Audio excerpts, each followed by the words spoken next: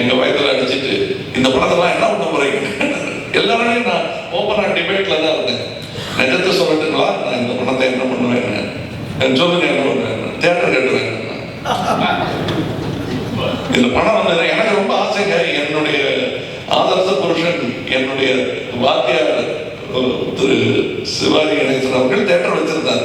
அவர் மாதிரியே நடிக்கணும், அவர் மாதிரியே ட்ரெஸ் போடணும்னு எனக்கு தியேட்டர் வச்சுக்கணும்னு ஆசை இருக்காதா? என் தம்பிகளுக்கெல்லாம் தியேட்டர் இருக்கு, எனக்கு அவருக்கு வாங்கி கொடுக்காம போயிட்டாரு, நடிப்பை கிட்ட கொடுத்துட்டு போயிட்டாரு. அதை வச்சு நான் தியேட்டர் வாங்க வேண்டாமா? அதை தான் நான் சொன்னேன். So I truly believe this will take the industry forward.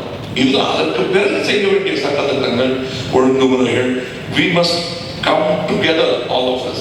and above all, I'd like to, நான் ஆங்கிலத்தில் பேசுவது அவர்களுக்கு புரிய வேண்டும் என்பதற்காக, I'd like to congratulate all of you for coming together for the endeavor. I know your competitors and stiff competitors.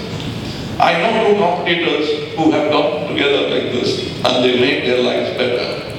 One man's name is Rajinikanth, the other man's name is Kamal Haasan.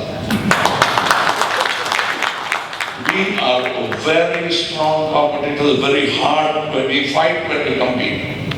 But we don't take it home.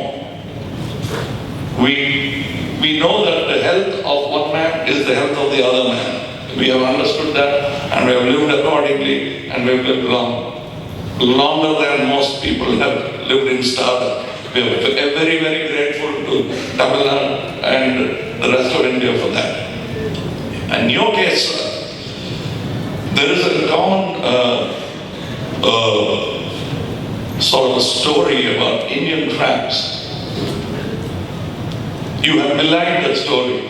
You have not pulled each other down, but you have come together. This is true entrepreneurship. And in the spirit of entrepreneurship, we've come together. I respect you, and I would expect the same kind of camaraderie in this industry as well. And இது வேறு சித்தாந்தத்திற்காக சொல்லப்பட்டது. இழப்பதற்கு ஒன்றுமில்லை, நடப்பதற்கு ஒரு தங்க பாதை என்று சொன்னார்கள். அது என்னுடைய தோழர்கள் சொன்னார்கள், கம்யூனிச தோழர்கள் சொன்னார்கள். ஆனால் அது இன்னும் வியாபாரத்துக்கும் பயன்படுகிறது. எக்ஸிபிட்டர்ஸ்க்கு நான் சொல்றேன், இழப்பதற்கு ஒன்றுமில்லை, நடப்பதற்கு ஒரு தங்க பாதை. ஏன் யோசிக்கிறீங்க நீங்க? செருப்பு தேஞ்சிடும் கவலைப்படுறீங்களா? நான் என்ன பண்றது? இதுதான் என்னுடைய வேண்டுகோள். வாருங்கள், வந்தவர்கள் சந்தோஷம். இவ்வளவுதான் வருவீங்கன்னா இதுவே சந்தோஷமானது. இன்னும் வந்தால் இன்னும் சந்தோஷம். ஏனென்றால் உங்களுக்கும் அதில் சந்தோஷம் இருக்கும் என்ற நம்பிக்கை எனக்கு இருக்கிறது. இந்த தியேட்டர்ல இது என்னன்னு பார்ப்பான், சரியா வரலன்னா அப்புறம் பார்த்துக்கலாம் அப்படிங்கிறாங்க. சரியாலாம் வரலாம் போகாது, அது அவருக்கு தெரியும். அதனாலதான் அவர் தனது தியேட்டர்களும் போட்டிருக்காங்க. கண்டிப்பா அவங்களுக்கு தெரியும். அவங்க என்ன சொன்னாங்கன்னா, என்னை பார்க்க வந்த சார் இது கமர்ஷியல் ஹோட்டல்லாம் போடுறோங்க சார், ஹோட்டல்லாம் போடப்படாது. அப்படியா? ஹோட்டல்ல போட மாட்டாங்களா? இதுல கிளப்லயும் போட மாட்டாங்க சார். அப்ப இன்னொரு 4 தேட்டர் போட்டு வரேன்னு போனாங்க. ஸோ அவங்க வந்தவங்க வந்து கிளப்லயும் ஹோட்டல்லையும் ரெஸ்டாரண்ட்லயும் போடுவாங்கன்னு தெரிஞ்சும் வந்தவர்கள். அவர்களுக்கு என்னுடைய வந்தனத்தையும் வணக்கத்தையும் சொல்ல கடமைப்பட்டிருக்கிறேன். ஏனென்றால் இந்த படம் மட்டும் இல்லை, இந்த தொழில் ஜெயிக்கும் என்ற நம்பிக்கையில் இருக்கும் அந்த வியாபாரிகள் தோற்கவே மாட்டார்கள். அந்த நம்பிக்கை இல்லாதவங்க தோற்பதற்கான வாய்ப்பு இருக்கிறது. நான் அப்படி நம்பி வந்தவன். இங்கே இந்த பிரஸ் கிட்ட நான் சொல்ல வேண்டிய விளக்கங்கள் என்ன அப்படிங்கிறதெல்லாம் சொல்லிட்டேன்னு நினைக்கிறேன். இதை திருட முடியுமா? அப்படியே அது அப்படியே வச்சு படம் எடுத்துட்டா எடுக்கலாம், தேட்டர்ல போய் கூட எடுக்கலாம். நான் சவால் விடுறேன், உங்க தேட்டர்ல ஓடுற படத்தை நான் எடுத்து காட்ட முடியும். இது எதுக்கு இந்த சவால்? இது ஏன் தொழில் இல்லையா? நான் என்னத்துக்கு போய் தேட்டர்ல எடுப்பேன்? எடுத்தா என்ன ஆகும்? தியேட்டர்ல இருக்கும் செக்யூரிட்டியை விட அதிகமான செக்யூரிட்டி இவங்களுக்கு. தியேட்டர்ல என்ன செக்யூரிட்டி இருக்கோ நாங்க பிரிண்ட்ல ஒரு மார்க் போடுறோம், அதை விட அதிகமான செக்யூரிட்டி இவங்களுக்கு இருக்கு. அதை நான் கேட்டு தெரிஞ்சுட்டு தான் இந்த விளையாட்டுக்கே போனேன். இதுல ஒரே ஒரு வாக்குறுதி நான் கொடுக்க முடியும். பாக்கியெல்லாம் நான் வந்து அவ்வளவு தீர்க்கதரிசனம் கிடையாது. என் தொழிலை பற்றி எனக்கு தெரியும். நான் மதிக்கும் நண்பர்களுடைய கண்ணை பார்த்தால் என் படம் ஓடுமா ஓடாதான் தெரியும். இவருடைய கண்ணை பார்த்து படம் முடிந்தது. அதில் என் வெற்றி தெரியும். பாலச்சந்தர் அவர்களின் கண்ணை பார்த்தேன். ஒரே ஒரு விஷயம் பிரமாதம் எடுத்தார். இப்படி ஒரு வித்தியாசமா இருக்கு. எனக்கு அந்த இஸ்லாத்தில் இவ்வளவு விஷயங்கள் இருக்குங்கிறது எனக்கு தெரியாது. அவங்களுக்கும் இத்தனை சோகங்கள் இருக்கு என்பது தெரியாது. அதையும் நீ படம் பிடித்து காட்டிருக்கிறாருமே, அல்லாஹ் பிளஸ் யூ. நீங்க இல்லையா சொல்லும்போது அது எனக்கு இன்னொரு சகோதரர் கூட்டம் எழுப்பிய குரலுக்கும் பதில் சொன்ன மாதிரி ஆகிவிட்டேன். ரமேஷ் சிப்பி ஷோலே தயாரிப்பாளர் வந்திருந்தார். இந்த 3 பேர் தான். பாலவேந்தன் அவர்களையும் கூப்பிடணும்னு நினைச்சேன். அவர் ஒகேனக்கல் போயிட்டார். இவங்கெல்லாம் நான் நிஜமாவே பார்த்து மிரளும் நம்பும் விரும்பும் கலைஞர். இவரெல்லாம் சொன்னாரு, அந்த கோமண கதையை சொல்லிட்டு இருக்காரு அவரு. பட் எனக்கு தெரியும் என்னென்ன கஷ்டங்கள் பட்டுட்டு இவங்கெல்லாம் கல்யாண மண்டபத்தில் இருப்பாங்க. எனக்கு மட்டும் ஒரு ரூம் கொடுத்துட்டு இவங்கெல்லாம் கல்யாண மண்டபத்தில் தங்கி இருப்பாங்க. அவ்வளவு கஷ்டப்பட்டு ஒரு பெரிய வெற்றி கொடுத்தாங்க. அந்த வெற்றியை வரவர்களும் வெற்றின்னு யாருக்கும் தெரியாது. எல்லாரும் கிட்டார் அடிச்சுட்டு நல்லா பாடிட்டு இருந்தவங்க பேண்ட் சட்டையெல்லாம் ஒரு இப்படி பண்ணிட்டு ஒரு பாட்டாவே போடுறாங்க. வண்டியில தனியாக கூட்டிட்டு போய் பீச்சில் உட்காந்து புத்தி சொன்ன கதையெல்லாம் எனக்கு தெரியும். அன்னைக்கு ஏதோ தைரியமா அவர் நின்னாரு. என்னை பார்த்து வியந்து சொன்ன போது நான் அவர்கிட்ட ஒண்ணு சொன்னேன், ரொம்ப பிரமாதமா இருக்கு, எப்படின்னு வியப்பா இருக்கு. ரொம்ப வியாபாரம் தான். போய் ரெட் ரோஸ் ஒரு படத்தை பாருங்க, ஒரு ஆளு கிராமத்துல இருந்து வந்து கிழி வச்சிருக்காருன்னு சொல்லிட்டு நான். ஸோ இவங்களெல்லாம் பெரிய டெக்னீஷியன்.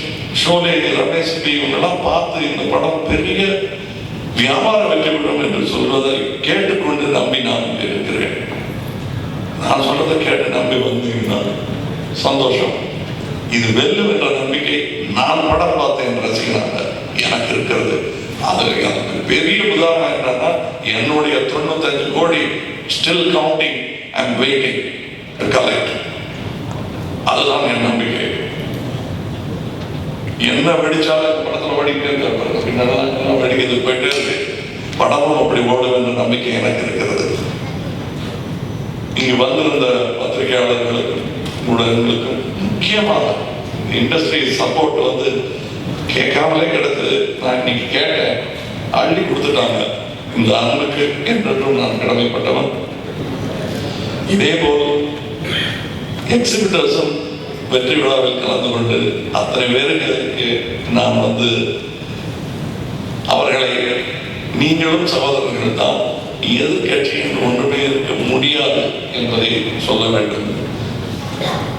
இதுல வந்து இந்த ஈகோ சிஸ்டம் என்று சொல்வது மிகவும் முக்கியம். எல்லாம் மாற்றங்கள் வரத்தான் செய்யும், அது ஒன்றும் பண்ண முடியாது. இன்னைக்கு நீங்க உங்களுக்குள்ள கத்துக்கிறீங்க இல்லையா, ஸ்டில் கேமராமேன் அங்க தெரியணுங்கிறதுக்காக அந்த மாதிரி ஒரு சின்ன அட்ஜஸ்ட்மெண்ட் நமக்குள்ள பண்ணிக்கணும். ரொம்ப எதுவும் மிகையாக நம்மளுடைய வருமானத்தை தடை செய்யாமல் இருக்கிறோமே தவிர வரவே கூடாது. ஸ்டில் போட்டோகிராஃபர் நீங்க சொல்ல முடியுமா? நீங்க வரக்கூடாதுன்னு இவங்க சொல்ல முடியுமா? சொல்லி பார்த்தாங்க. அப்போ நான் நியாயத்தை சொன்னேன், வேண்டாங்க அது புது ஊடகம்னு. ஆக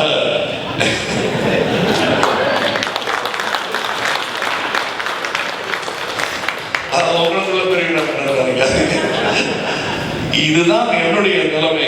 புதிதாக வரும் ஊடகங்களை நாம் வரவேற்று அதன் பலத்தை நமதாக்கிக் கொள்ள வேண்டும் என்பதுதான். இன்னைக்கு பார்த்தா ஒருத்தர் வந்து பிலிம் ரோல் போட்டு எடுக்கிறது இல்லை.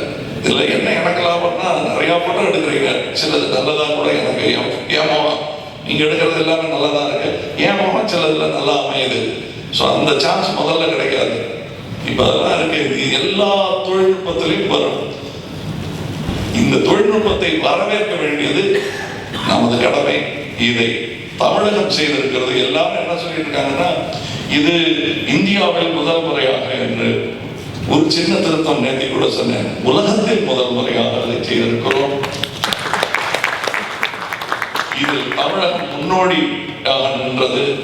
இந்திக்காரர்கள் வந்து என்ன தயவு செய்து நீங்க இது போடாம இருந்தீங்கன்னா உங்களுக்கு ஃபுல் சப்போர்ட் கொடுக்குறோம் என்று PVR theatre owner mister Ajay Vijali பேரை சொல்றேன், அவங்க கோச்சுட்டாலும் பரவாயில்ல, ஏன்னா கொடுத்த வாக்கிய மீறியதற்காக அவர் பேரை சொல்ல கடமைப்பட்டிருக்கேன்.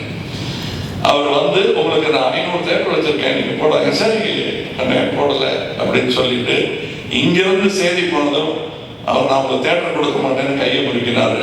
அவருக்கு மாபெரும் நன்றியை சொல்ல கடமைப்பட்டிருக்கிறேன். இன்று இந்தியா முழுவதும் இந்த படம் டிடிஎச்சில் திரையிடுவதற்கு மூல காரணமே அஜய் பிஜலி அவர்கள் தான். இதை மற்ற தேட்டர்காரர்கள் புரிந்து கொள்ள வேண்டும். இல்லைன்னா நார்த் இந்தியாவில் வந்திருக்காது. 1 கோடி வந்தனங்கள் அஜய் பிஜலி அவர்களுக்கு. இங்கே இவங்க சொன்னாங்க இந்த பப்ளிசிட்டி பண்ணி கொடுத்தாங்க. அதை செய்து கொடுத்த நண்பர்களுக்கும் என் இனிய புத்தாண்டு வாழ்த்துக்கள். ஏனென்றால் இவ்வளவு பப்ளிசிட்டி எனக்கு கட்டுப்படி ஆகுது, நான் பண்ணிருக்க முடியாது.